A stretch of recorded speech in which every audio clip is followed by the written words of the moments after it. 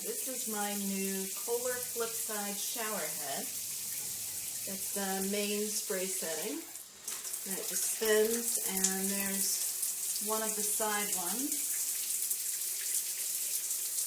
And there's the kind of scattery setting there. There is my favorite one. That one's actually pretty cool. You got to turn the heat up just a little bit, but you can actually feel the wind coming around you. It's pretty cool. And this one is really good too. They're all good. I just wanted to give a demonstration so you can see what they're like. I live in Florida with hard water, and what I would guess to be moderate shower or water pressure, but I never had to take the flow restrictor out of this one.